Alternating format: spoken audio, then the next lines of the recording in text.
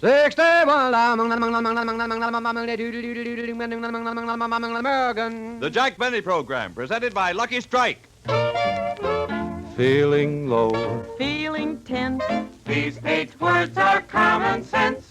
Smoke a Lucky. To be your level best. Smoke a Lucky. To be your level best. Your level best. That's just how you'll feel when you light up a Lucky, because Lucky's fine tobacco picks you up when you're low, calms you down when you're tense, puts you on the right level to feel and do your level best. It's important to know that fine tobacco can do this for you. And LSMFT, LSMFT. Lucky Strike means fine tobacco, mild, ripe, thoroughly enjoyable tobacco. So next time you buy cigarettes, remember, Lucky's fine tobacco picks you up when you're low, calms you down when you're tense, puts you on the Lucky level where you feel your best and do your best. So, Smoke a Lucky to feel your level best. The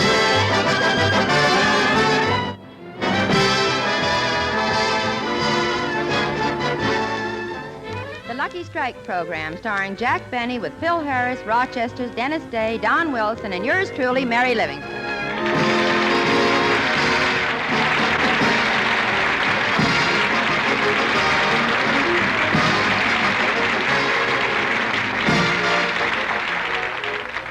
Ladies and gentlemen, today is my turn to make the opening announcement because Jack still has Don Wilson locked in his den, and he intends to keep him there till Don signs his new contract.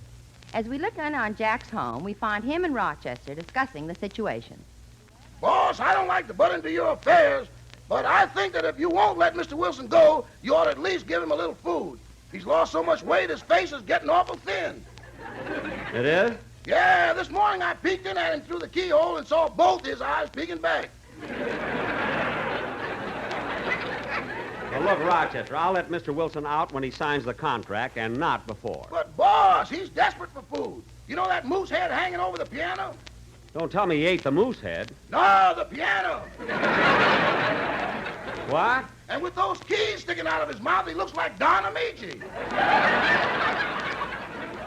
Rochester, stop making up such silly things. I'll get it. Oh, hello, kids. Hello, Jack. Hello, Jackson. Well, this is a coincidence, all three of you coming at the same time. Well, Jack, it's no coincidence. We're over here to make a protest. A protest? Yes, just because Don won't sign his contract, you lock him up like a common criminal. It's awful. It's humiliating. It's insulting to his dignity. Oh, it is, eh? What have you got to say about it, Dennis? Nothing. Tenors are a dime a dozen.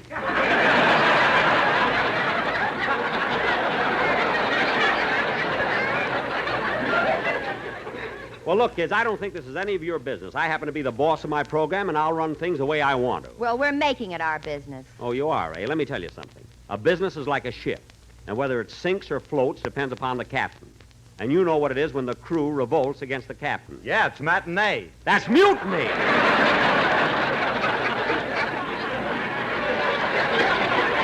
Matinee. I'm ashamed of all of you, but you the most, Mary. Imagine you being the ringleader after all I've done for you. Took you from nothing, put you on the radio, and made a big star out of you. Well, some big star. If I didn't double at the Burbank Theater, I'd starve to death. The Burbank Theater? Gee, ball of fire, Livingston. Why, now listen, all of you.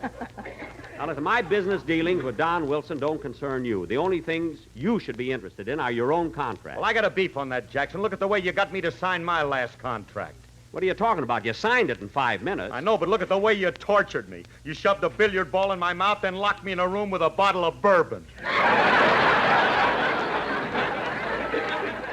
Gee, Phil, what did you do? I had to knock out my front teeth. To get the ball out? No, to get the bourbon in.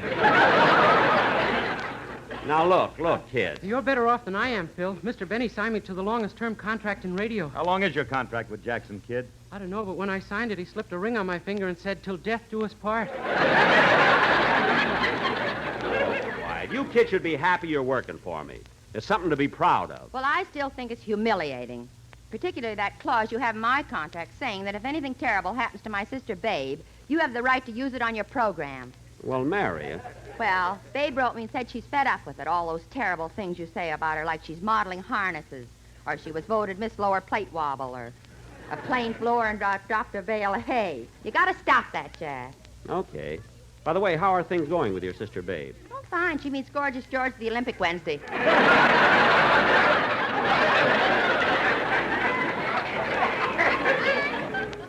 Did you write that down, Rochester? Got it. Good. Jack, there's Don rattling at the door. He must be starved. Yeah, Jackson, unlock that door so we can talk to him. I will now. Jack, open that door. We want to talk to Don. Oh, all right. Everybody wants to talk to Don. Talk to Don. Well, Don, are you going to sign that contract? I won't. Who's there with you? Who are those people? Well, Don, don't you recognize us? I'm Mary, and there's Phil and Dennis. I don't know these people. Get them out of here, Jack. They're just here to torture me. Now, look, Don. Don, I'm your friend, Mary Livingston. Oh, yes, Mary. Mary, please talk to Jack about my contract. Dennis, tell Jack to give me a fair deal. Tell him how lousy he is. Oh, he knows that. Quiet, kid. You better sign that contract, Don, so you ain't round and firm anymore. Don, why don't you listen to reason and then... Who's that? Oh, look out the window, Mr. Benny. It's your quartet. The sportsmen? I wonder what they want. Jack, that's the only pleasure I get. They come over every day and serenade me. Raise the window, Jack. Please. Okay. Go ahead, fellas. Sing to me. If you had the wings of an angel, over these prison walls you could fly. If you could fly. And then you could light up a lucky and write Honest John in the sky, up in the sky. Oh, we miss you, dear Don, we all miss you. And we're hoping that you won't be there long. Won't be there long. But if Jack keeps you in there forever, just smile and sing the words of this song. I'm feeling low, I'm feeling tense. These 8 words are common sense. Smoke a lucky, You feel your level best, smoke a lucky. and we assure that you will always feel your very level best, best, best, level best.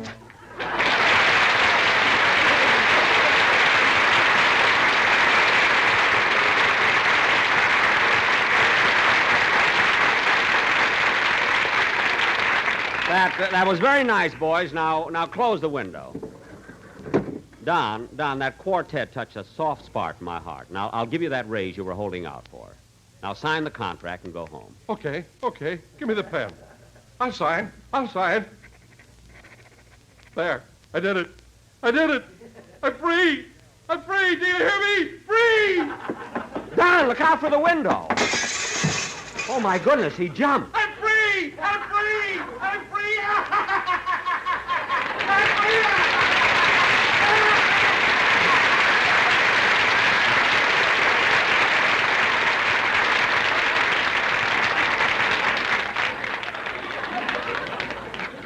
Gee, it's too bad he ran away so fast. I was going to give him a new suit and a $5 bill. Now, look, kids, I hope you all learned something from this. Now that I let Don out, I don't want to have trouble with anyone else. From now on, when we have rehearsals, be on time, pay attention to your job, and take direction from me, and there'll be no trouble. Direction from you? Certainly. I've been in radio for 17 years, and I know how things should be done. That's why I'm so much in demand. And demand, wait a minute, Dad. You told me you were going to be on the Ford Theater last Friday night, so I tuned in and heard Claudette Colbert and Vincent Price. You weren't even on. Well, Phil, they begged me, but at the last minute, I couldn't make it. Begged you? That isn't what Claudette told me. Mary, we're not discussing that now. What did Claudette tell you, Mary? Mary, if you say one word, I'm leaving the room. I don't want to hear this silly talk. I don't care. I'm going to tell him. All right, then I'm going out. Come on, Livy, tell us. Well, here's what happened. Last week, when Jack heard that Claudette Colbert was going to be on the Ford Theater program, Yeah. he immediately called up Fletcher Markle, the director of the show, and tried to get on it, too. He couldn't wait to get to the phone and call Mr. Markle. Hello, Kenyon and Eckhart, radio advertising agency. May I speak to Mr. Markle, please? Who's calling? Jack Benny. What's your hooper?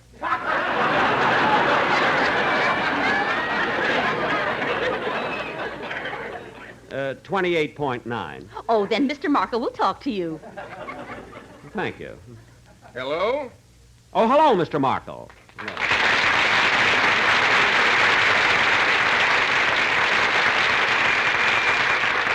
Mr. Markle, this is Jack Benny. Yes, Mr. Benny. What can I do for you? Well, I understand that Claudette Colbert and Vincent Price are appearing on your Ford Theater program. That's right. Well, I thought perhaps you might like to use me instead of Vincent Price. Mr. Benny, didn't you do personal appearances in Europe last summer? Yes, I did. And you just finished producing a picture called The Lucky Stiff? Uh-huh. And didn't you just sell your program to CBS? Yes, that's right. Well, please let somebody else make a buck, will you?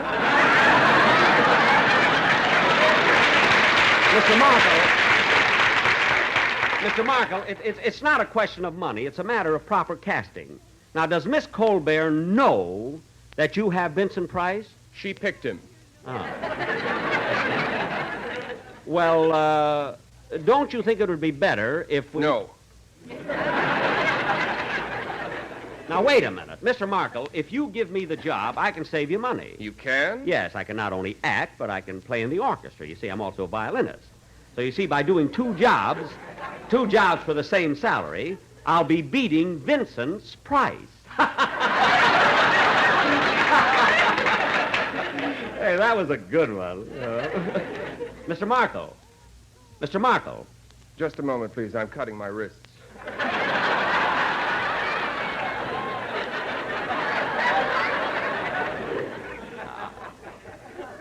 I'll wait. I mean, wait a minute. Look, there's no need for bloodshed. Now, Mr. Markle, if you don't mind, I'll call Miss Colbert and take the matter up directly with her. I wish you would. Thank you. Goodbye. Now, let's see. I'll look Claudette's number up in the phone book here. Here we are. Caldwell, Cauldron, Colfax, Cold Cuts. I used to go with a girl named Cold Cuts. Blossom Cold Cuts.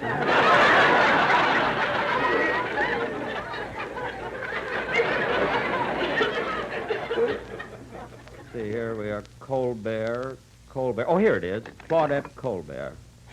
Crestview 73872.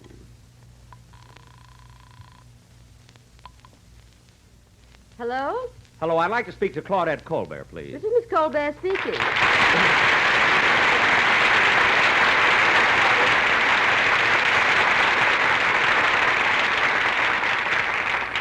Oh, hello, Claudette. Guess who this is? Well, really, I haven't the slightest idea. Well, you know me very well.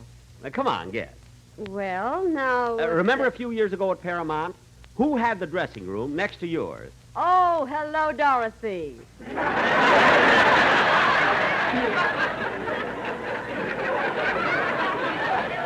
Dorothy? Look, this isn't L'Amour. Look, Dorothy's dressing room was on one side of yours.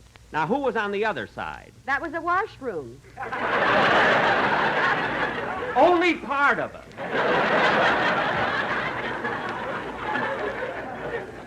Claudette, this is Jack. Oh, Jack, hello. Jack who? Look, Jack Benny. And Claudette, you'll never guess why I'm calling. You're starting a pyramid club.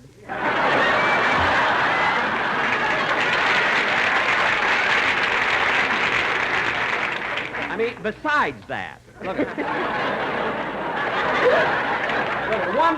one of the reasons I called is to tell you that I saw your latest picture, Family Honeymoon, and I thought you were wonderful in it. Oh, thank you. You were really marvelous. I thought your characterization, your sincerity, and your comedy interpretation surpassed anything I've ever seen on the screen. Well, that's awfully sweet of you, Jack. I want to congratulate you on On what, Claudette? what have you been doing lately? Lately, I'm with Columbia now. Oh, well, how are things on Broadway at 9? No. You're thinking of Eastern Columbia. See, I'm with CBS. Oh. But look, Claudette, here's what I want to talk to you about. You see, Fletcher Markle, the director of the Ford Theater, just called me about the show you're going to do. Called you? Yes. And he suggested that I play the part of your husband in the sketch. But I understood Vincent Price was playing the part. Well, he was scheduled to, but if you want me, all you've got to do is speak up.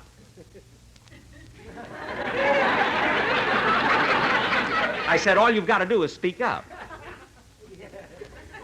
Claudette. Just call me Johnny Belinda. Oh. Well, I wish you'd think this over because it would really be a wonderful break. Especially for me. Oh, I wouldn't say that. Let's say it'll do us both a lot of good, shall we? Would you mind hanging up? Now, wait a minute, Claudette. How about the idea? Huh? Honestly, Jack, I have nothing to Now, look, do Claudette, with it. I've got another idea. Why can't Will I... you please deposit 5 cents for an additional 3 minutes? 3 minutes already? Just a second. Would you mind dropping a nickel in, Claudette? You called me, remember? Oh, that's right. What am I thinking of? Here, I've got a nickel. There. Gee, it doesn't seem like we've been talking for 3 minutes, does it, Claudette? You ought to be on this end.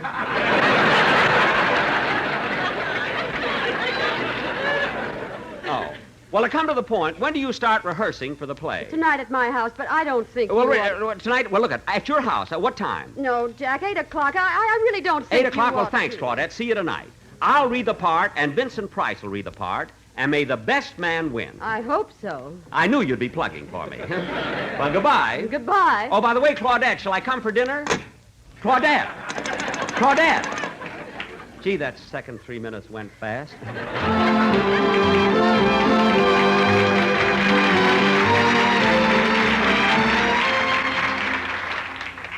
And you know, kids, after that, you think Jack would have sense enough to stay away, but not little Blue Eyes. No kidding. No, at 8 o'clock sharp, he showed up at Claudette Colbert's house. Gee, Claudette has a nice home.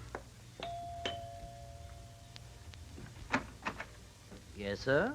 Miss Colbert is expecting me for rehearsal. I'm Jack Benny. All right, this way, Mr. Benny. May I take your hat and coat? Here you are. Thank you. Well, it's the first time I ever saw a hat with a bird nest in it. Give me that. It came off. Oh.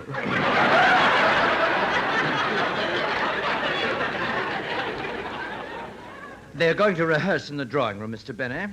I'll show you in. Thank you. Mr. Price is already here. Oh, he is. One of those anxious guys, eh? Well, Mr. Vincent Price. I'm Jack Benny, the movie star.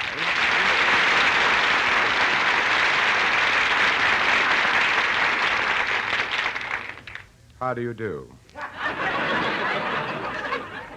How do you do, Mr. Price? So the two rivals meet, eh? Rivals? What do you mean? Well, perhaps I should let Claudette tell you, but it looks like I'm taking your place on the Ford Theater program. That's ridiculous, old boy. Oh, no, it isn't. You see, at rehearsal tonight, you and I are both going to read the part. And, of course, the best man will win. The best man? Yes. Mr. Benny, when only two people are involved in a statement, the comparative is used. You don't say the best man will win, you say the better man will win. Oh. Now, if 3 or more people are involved, then the word best is the correct adjective. I see. So before we compete for this part, Mr. Benny, it might be well if you first learn to speak English.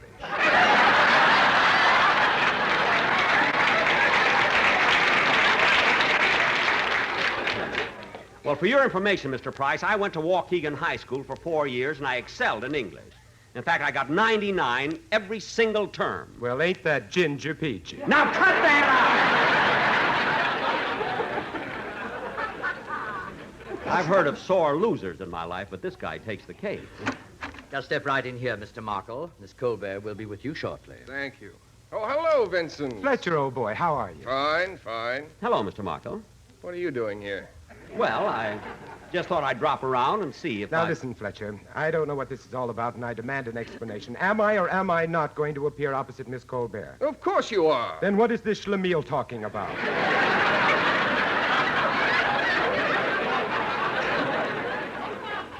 Schlemiel? Yes, S-H-L-E... I know how to spell it.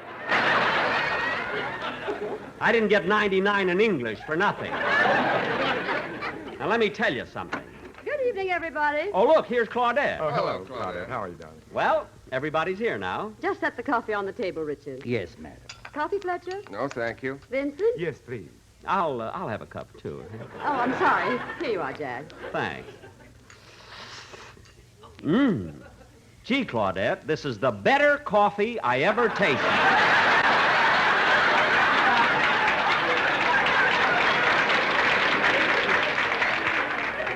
The word is best. There are only two of us drinking it. Make up your mind.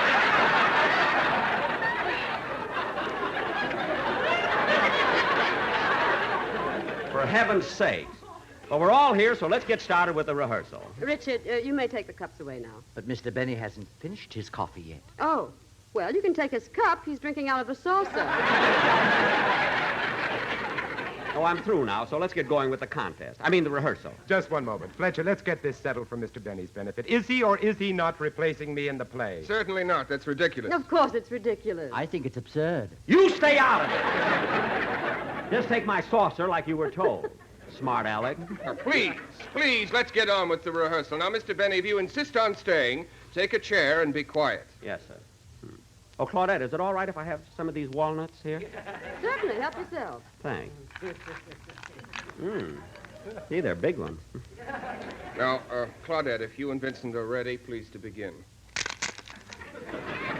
Boy, these nuts are good. Claudette, in this play, you're a wealthy society girl who's married to a New York stockbroker. That's you, Vincent. But, he doesn't love you, Claudette, and as the French say, it's a marriage of convenience. That was a tough one. Mr. Benny, will you please stop eating those nuts? Claudette said I could. Anyway, Mr. Market, I don't want to sit around here like a bump on a log. If I can't have the lead in the play, isn't there something I can do? All right. If it'll make you happy, you can play the part of the butler. Butler. Here's your script. Thanks. Now, remember, Claudette, you're the wife. Vincent, you're the husband who doesn't understand her. And Jack... I'm the butler whom Claudette really loves. You're the butler, that's all. Don't shout at me. I'm old enough to be your brother.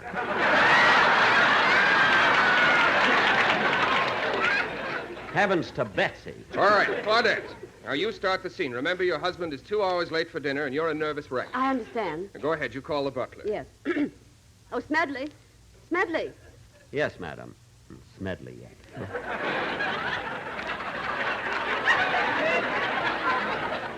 What is it, madam? Are you sure my husband hasn't phoned? No, madam. Shall I serve dinner? No, Smedley, no. I'm much too upset to eat. I've been under such tension all day. I feel so miserable and low. Oh. Feeling low, feeling tense. Jack! These 8 words are common sense. Jack! Smoke a lucky to feel your level better. That's not in the script! Oh. Oh, I'm sorry. Some butler was singing commercials yet. Yeah. Now, Claudette, at this point, the husband enters the room. Go ahead, Vincent, make your entrance. Okay.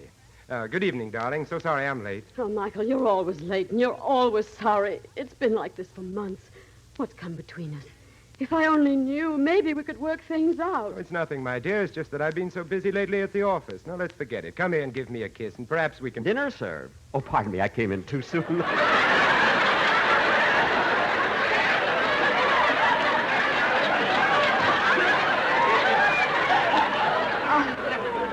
I can't just kiss you and forget it, Michael. We must come to some understanding. This can't go on forever. When? Let's be adult about the whole thing, shall we? Every night it's the same argument, this constant nagging. I tell you, I've been working at the office. But I phoned your office, and they said you left at 2 this afternoon. Well, I had business at the bank. Do I have to explain my every move to you? Your jealousy is driving me insane. See, this one's got a worm in it.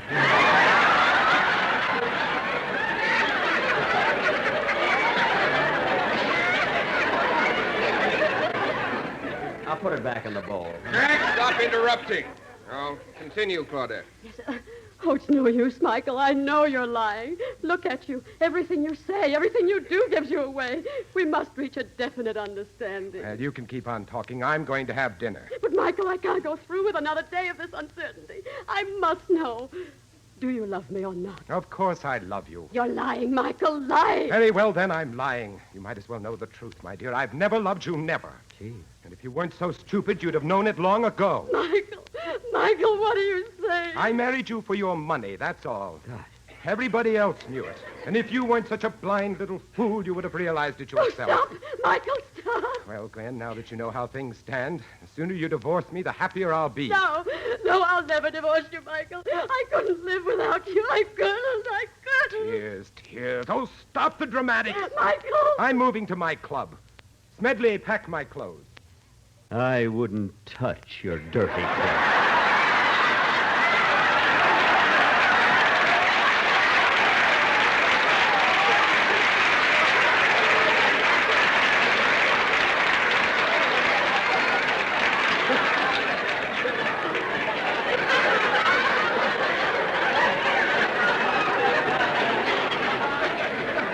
You stinker! Jack! Please be quiet, Jack. Continue, Vincent. Well, goodbye, Gwen. I'm going to the club. Our attorneys can get together tomorrow. Don't go, Michael. Please don't go. Stop hanging on to me. But I won't give you up. I won't. Stop it, I say. Let go of me. No. Then take that. That does it. Striking a woman. Put up your dukes, Mr. Price. What? Come on, fight. Ooh. Well, look at Benny. He's out cold. Vincent, you shouldn't have hit him so hard. I didn't hit him. I did, madam. Shall I throw some cold water in his face? No, we'll just go in the other room and rehearse. Come on, Vincent, and bring the walnut.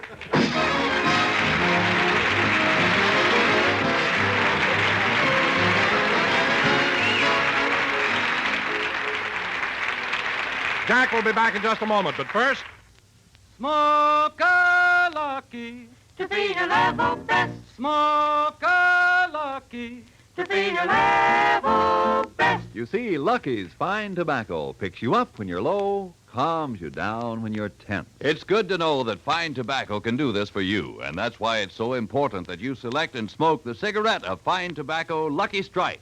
For as you know, LSMFT, LSMFT. Lucky Strike means fine tobacco. No wonder more independent tobacco experts, auctioneers, buyers, and warehousemen smoke Lucky Strike regularly than the next two leading brands combined.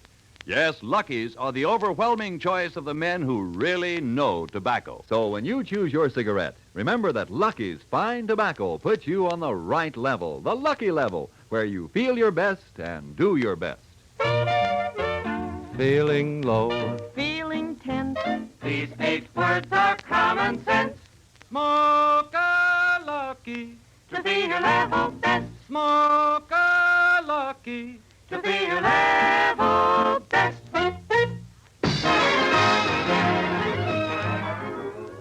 That Mary has a lot of nerve. Oh, Jack. Oh, hello, Claudette. What are you sitting on the curb for? Oh, it's all your fault. You told Mary what happened at your house the other night. Now she's inside telling it to Dennis and Phil. And you know Mary. She'll put in a lot of things that aren't even true. Yes, I know. By the way, Jack, how's your nose? Well, it's a little better, but it still hurts. Good night, folks.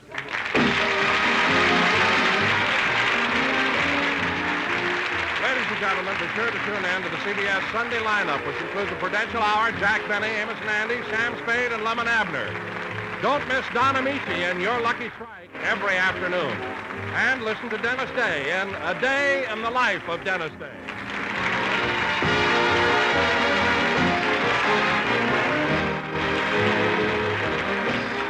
This is CBS, the Columbia Broadcasting System.